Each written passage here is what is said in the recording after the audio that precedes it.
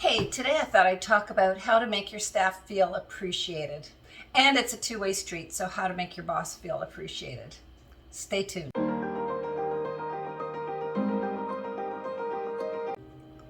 I thought I would talk about appreciating your staff today because your staff are there to help you deliver awesome care, whatever your profession is, to your patients or clients. They're there to assist you because you only have two hands and you can only do so much. And the way to get more done is to have a team who assist you with these things. And they're very important. If you don't have them, how's it going to be for you in getting things done? You're going to be very slowed down. I think one of my clients recently experienced that when she took over a practice and all the staff had quit and it was just her. She quickly called every friend she has and got a bunch of them in, untrained, to help her. And it was a little bit chaos, but I'll tell you, she went to town and produced like crazy, having people who were on her team who knew that she needed help and were there to take care of her.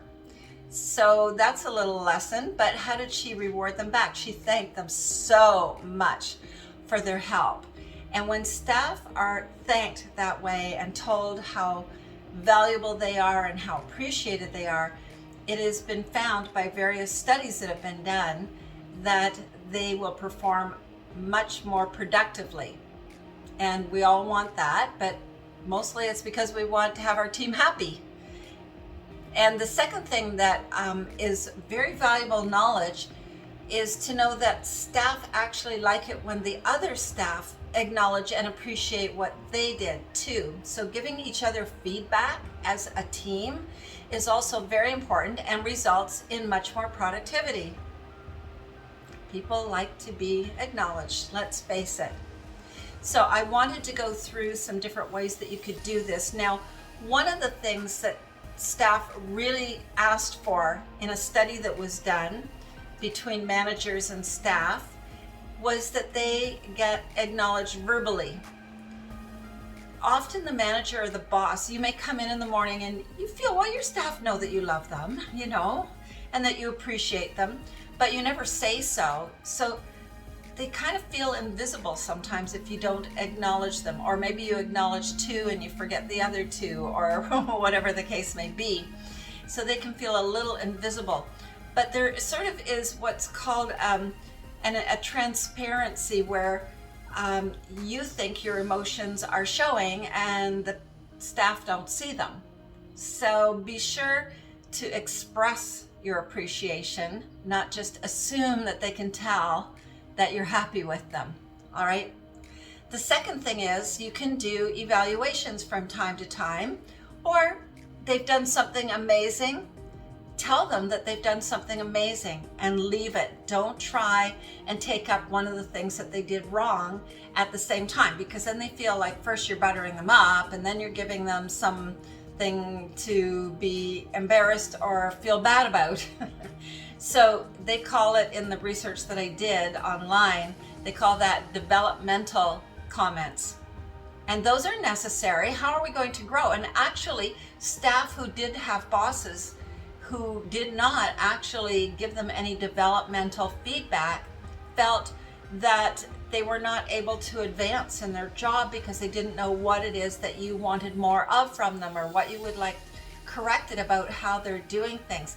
Just don't do them as a sandwich, like you give an appreciative comment on something that they did very right, then you do a developmental feedback point where you correct them on something or guide them to how you'd prefer it to be done, which is a more positive way of doing this or saying this, and then you give them a positive comment at the end, and they feel a little confused, like, are you happy with them, and did you just sandwich that negativity between two positivities to make it easier on them? Like, staff can come away with a mixed message. Some staff might come away with, oh, they heard the positive ones and they ignored the developmental feedback. Other staff might go away going, they only heard the negative feedback, the developmental feedback, shall we call it, and they didn't pay any attention to the positive comments because they felt you just said those in order to soften the developmental feedback. Okay, So that's a key point, to make sure that you keep the two things completely separate. Some bosses can feel like if I give too much positivity, then they feel like they're doing a great job and they can ask for a raise, or, they won't improve, and I can't tell them anything bad. Actually, on the contrary, just do it at separate times, but do it in a positive way. It's developmental feedback. I wanted to sit down with you today and just go over a little developmental feedback that I have on an area that I would love to help you improve, because I know you're always striving to be the best you can be and really make this team shine. So let's look at, as I am doing with each team member, how we can take things to the next level. You can do something positive like that. So there are many, many suggestions, and I'm going to just go through another one. You could, instead of developmental feedback, by the way, you could call it a growth opportunity. And unfortunately, in practices, there's not usually a lot of growth upward, except to maybe if you're the receptionist and the office manager leaves for whatever reason or retires, etc. There may be room for you to be promoted up to that as a staff member, but other than that, or being the lead technician, or things like that. But it's not like a corporation where there's many, many layers that you can grow up and up and up and up. So another thing is just remembering and making it a habit to give feedback to your team. Now, what you want to avoid are inauthentic generalizations, like, gee, you've been doing pretty good lately. I'd rather have specifically, what did I do, even if it's just one of the 10 points, very specific what it was that you liked. I will keep doing that if you tell me that that was a good thing to do. So you want to be sincere about it also. You're not just doing it to get your duty done as the boss and, okay, I appreciated her today. This has to be really, really like sincere and from the heart, and because you care about your team. Honestly, if you don't care about your team, why do you have them? Why don't you get new ones? But I bet you will find, if you start appreciating them and giving them positive feedback and giving them developmental feedback as well to challenge them and keep them improving, that you will find that you probably have the team that you always wanted. It will grow. And as a team, you will grow and grow together by this appreciation, and get it happening between team members as well. And you could have staff meeting shout outs in the morning, once a week, or, morning huddles. Some practices do that. And you could say, shout out to Brenda, who stayed late yesterday and pulled off a miracle with a troublesome patient or client. You could do it at the weekly staff meeting. I've made certificate of appreciation for my tech team one week. Did this unbelievable stellar week of production.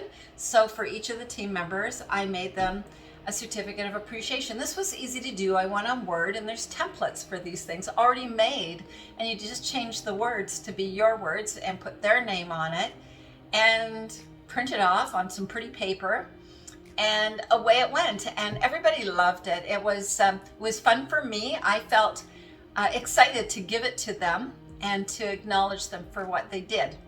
So there's a lot of different ways that you can express appreciation, and I decided to go over that a little bit with you and encourage you to try it out and see if it doesn't help the team get along better and produce more and be more cohesive and like each other more. And that makes a day go by fast, doesn't it? So there you go.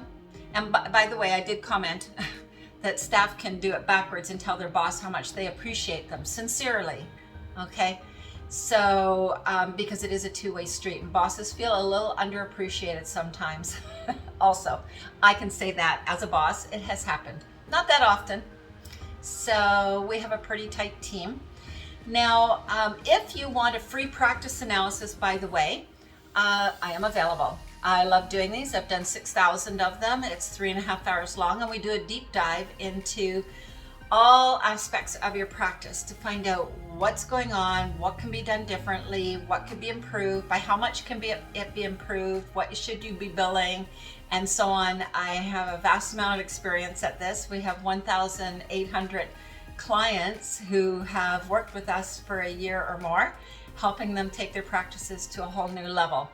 So please do feel free to give us a call and set that up with me, because I love doing these days, evenings, or weekends. I'm available. All right. So, and this is also our YouTube channel, and we have playlists, and you can look up different topics in the different playlists. So give us a like if you like this, subscribe to our channel, and share this with your friends. Thank you very much for listening to me today. Bye for now. To get your practice analyzed, contact the Art of Management at 416-466-6217.